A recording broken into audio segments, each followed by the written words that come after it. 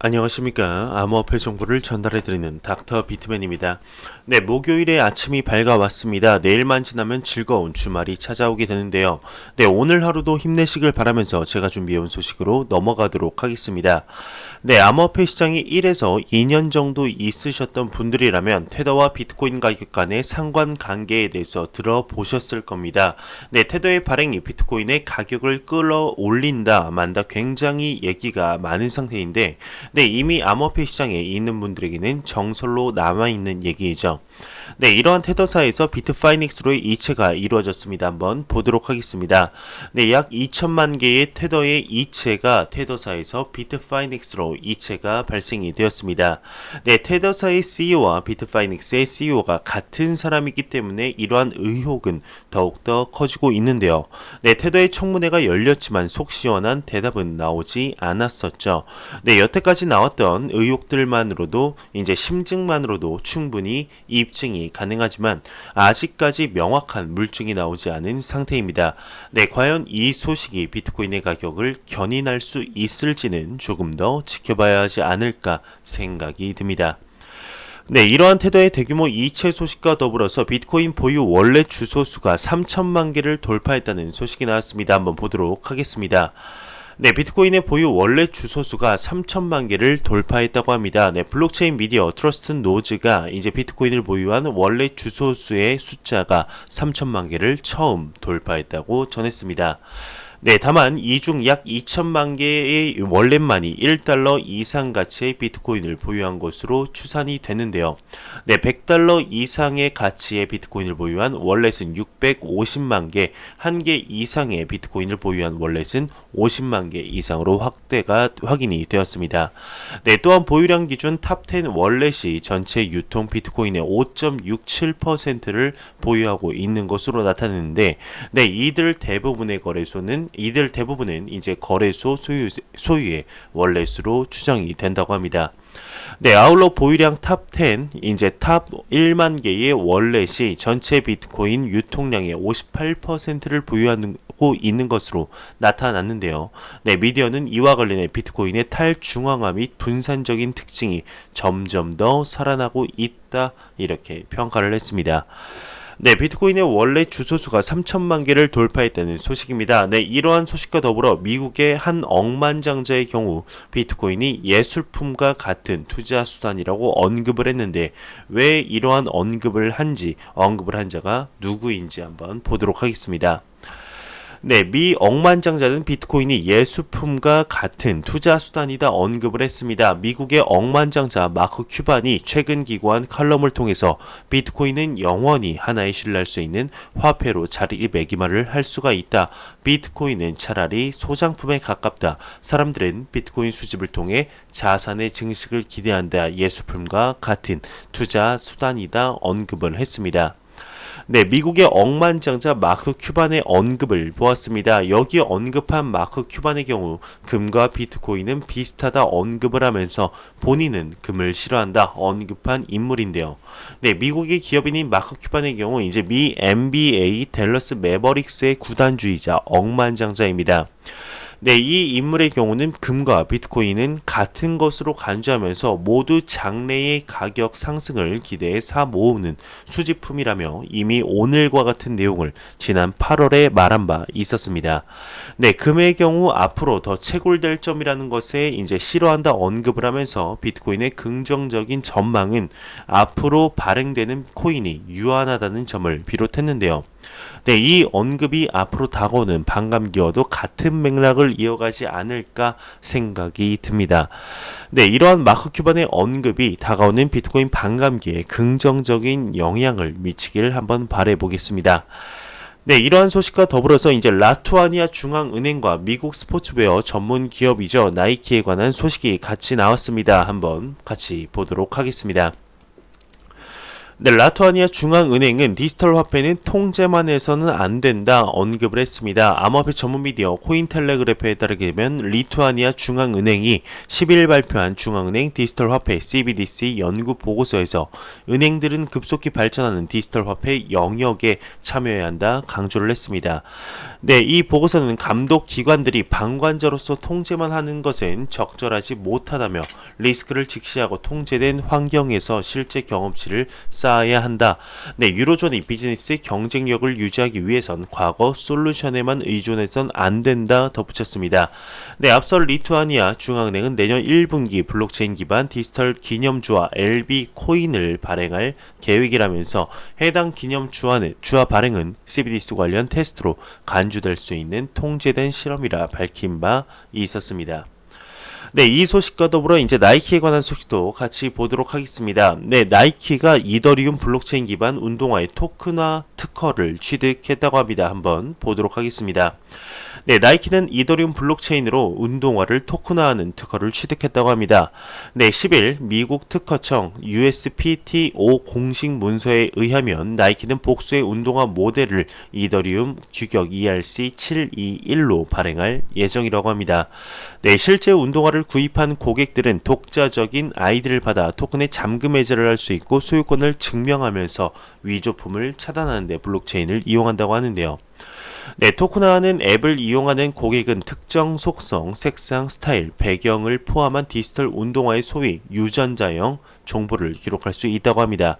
네, 또한 운동화의 번식 권리라는 기능이 있어서 시리즈화된 디지털 운동화는 생산 제한을 두는 것이 가능하다고 하는데, 네, 근년 한정판 운동화 시장의 판매를 강화하고 있는 것이 나이키가 신발을 토큰화 배경으로 보인다고 합니다.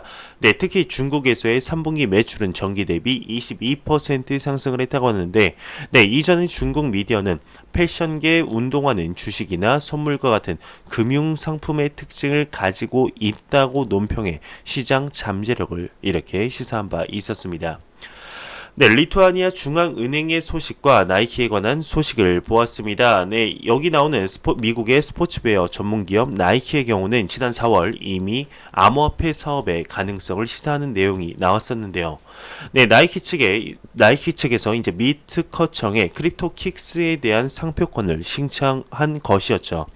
네, 신청 문건에서 이제 나이키는 크립토킥스라는 명칭을 여러 사업에서 사용 가능하다 기술하고 있었는데, 네, 신청서에서 이제 암호화폐 지갑과 암호화 수집품, 그리고 암호화 작품, 앱 토큰에 접근할 수 있는 다운로드 가능한 모바일 앱 제공, 신빙 의류 온라인 매장 운영 등의 해당 명칭을 사용할 수 있다 기술했었습니다. 네, 이와 같은 맥락의 내용이 오늘 나온 것이 아닌가, 네, 이러한 생각이 드는데요. 네, 이와 같이 생각지도 못한 곳에서 암호화폐와 블록체인의 기술이 속속 투입되는 것을 눈으로 볼 수가 있습니다. 네, 라투아니아에 관한 소식도 나왔었죠. 라투아니아의 경우 이제 중앙은행이 세계 최초로 내년 봄 수집 가능한 암호화폐 동전 발행 계획도 발표했었습니다. 네, 앞서 언급한 내용에서도 나오는 LB 코인은 이제 1918년 2월 독립과 독립 선언문에 이제 서명한 20인을 기념한 암호화폐 동전인데요. 네, 중앙은행의 마리우스 주길라스 이사는 암호화폐 동전이 총 24,000개 발행되면서 이 코인의 경우 라투아니아 역사에서 독립 선언문 서명자들의 중요한 역할과 독립에 대한 기여를 기리기 위해서 그들의 이미지를 담게 될 것이라 밝혔습니다. 네, 그만큼 리투아니아 내에서 암호화폐의 필요성에 대한 인식이 빠르게 증가하고 있는 중인데, 네, 이러한 국가들에서의 인식이 금융 선진국들에게도 영향이 있기를 바라봅니다.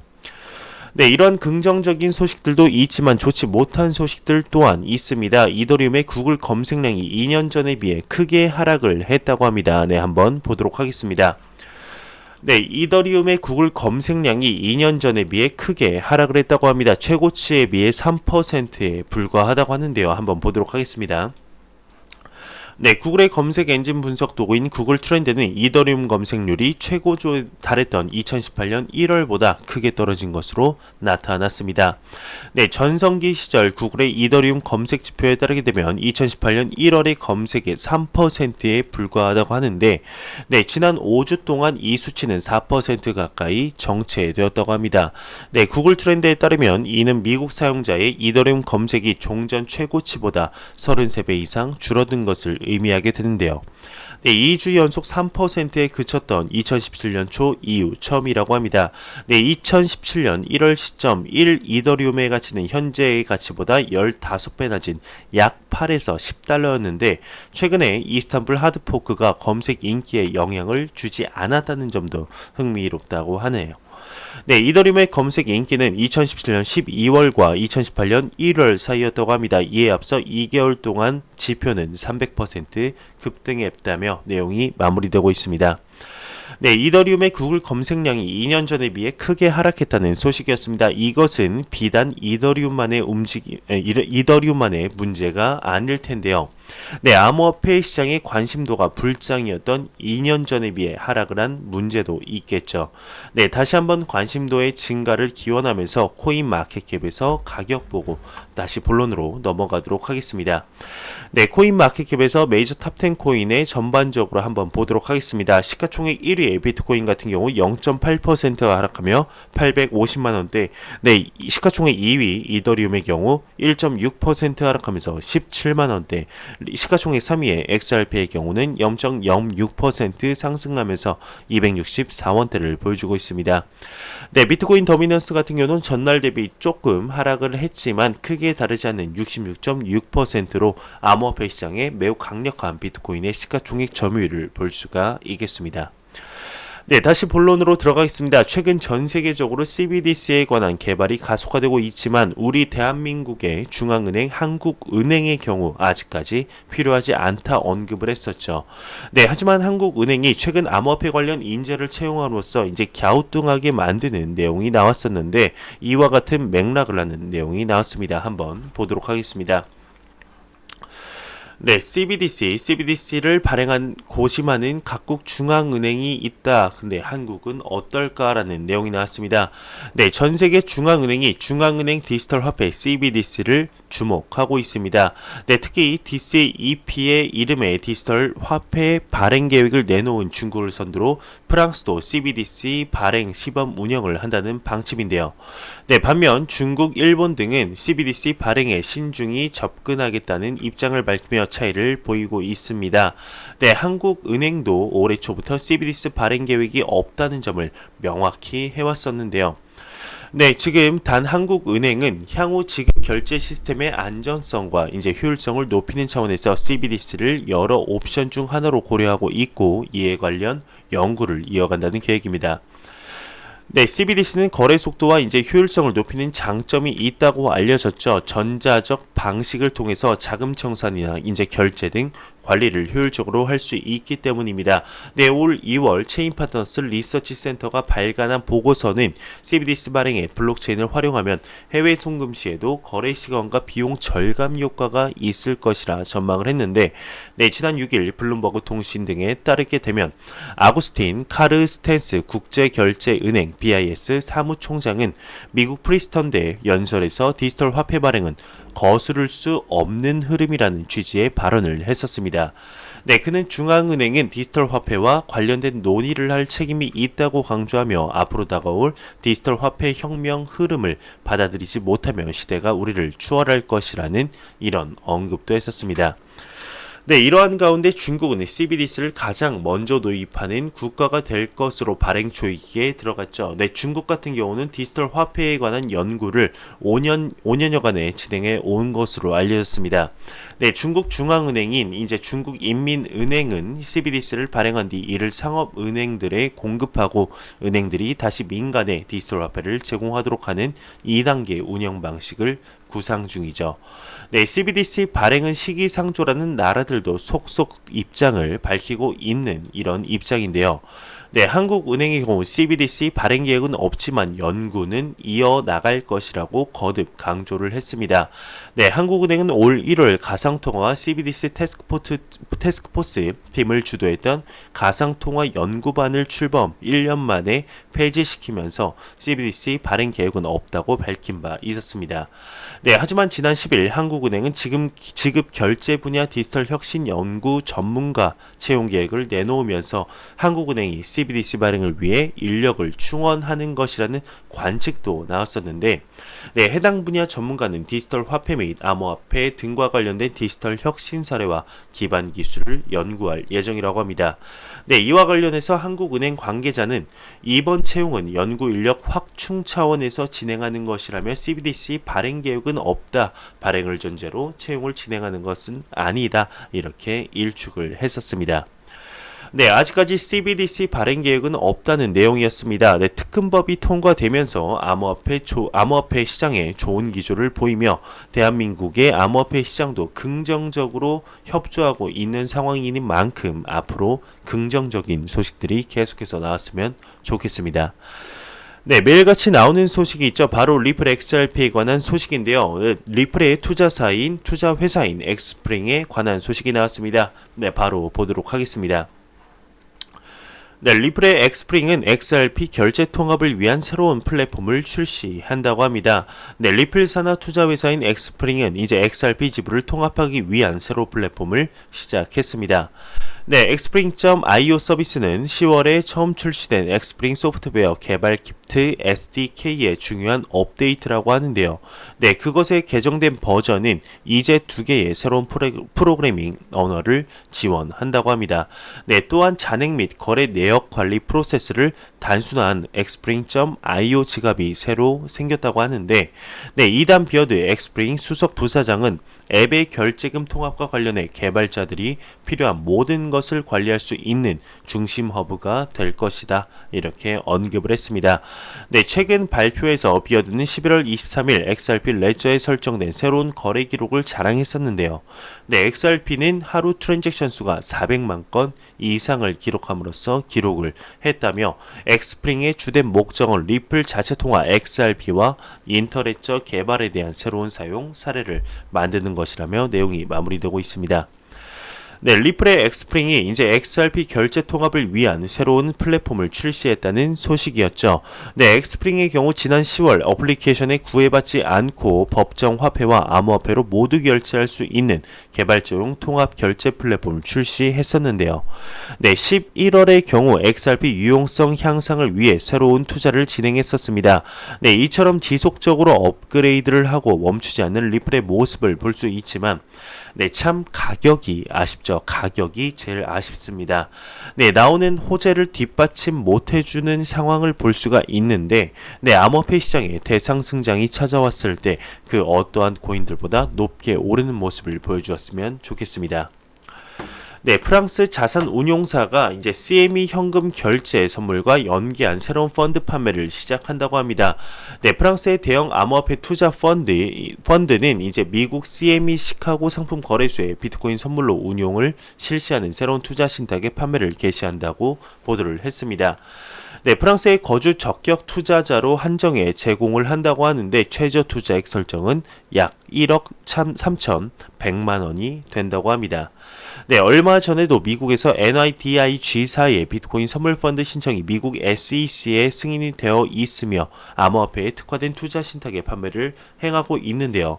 네, 현 시점에서 상세한 내용이 밝혀지지 않았지만 계획서의 내용으로 미루어 보아서 이제 NYDIG에서도 이제 미국의 CME 비트코인 선물로 운영을 실시한다는 지적을 하고 있는 투자 신탁이기도 한다며 내용이 마무리되고 있습니다. 네, 미국 수사당국이 암호화폐 폰지 사기 혐의로 비트클럽 운영자 3명을 체포했다고 합니다. 네, 미국 뉴저지 주 당국은 법무부의 발표에서 암호화폐 폰지 사기 혐의를 받고 있는 비트클럽 네트워크의 운영자 3명을 체포했다 언급을 했습니다. 네, 보도자료에 따르게 되면 비트클럽 네트워크는 공유 암호화폐 마이닝 풀에 대한 투자 대가로 막대한 수익률을 약속을 했었는데, 그 계획의 중심에 있는 당사자들은 약속된 마이닝 풀 대신에 자신들의 사치스러운 생활에 하나로 약 8,609억 1280만 원 이상의 유용된 자금을 사용했다. 이렇게 추정이 된다고 하네요.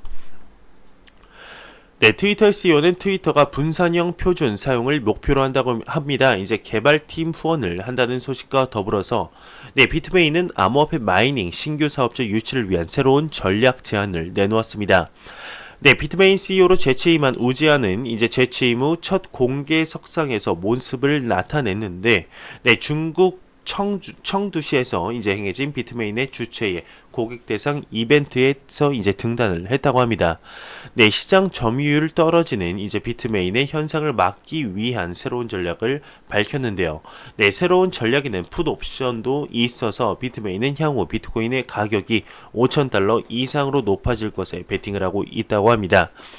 최근 사내 회의에서도 비트메인 시장 점유율 저하를 인정하고 있어서 업계 안에서 지위 향상을 도모하는 목적도 있다고 하네요.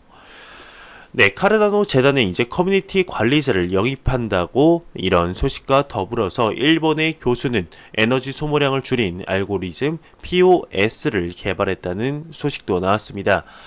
컨센시스는 인도와 필리핀 팀 운영을 중단하는 소식도 나왔는데 미디어는 업계 관계자를 인용해서 조셉 르빈 컨센시스 CEO가 내부 메일을 통해 이 같은 소식을 전했다. 7명에서 8명으로 구성된 인도 사무실 관계자가 인도 및 필리핀 관련 업무 중단 소식을 확인해 주었다고 전했습니다.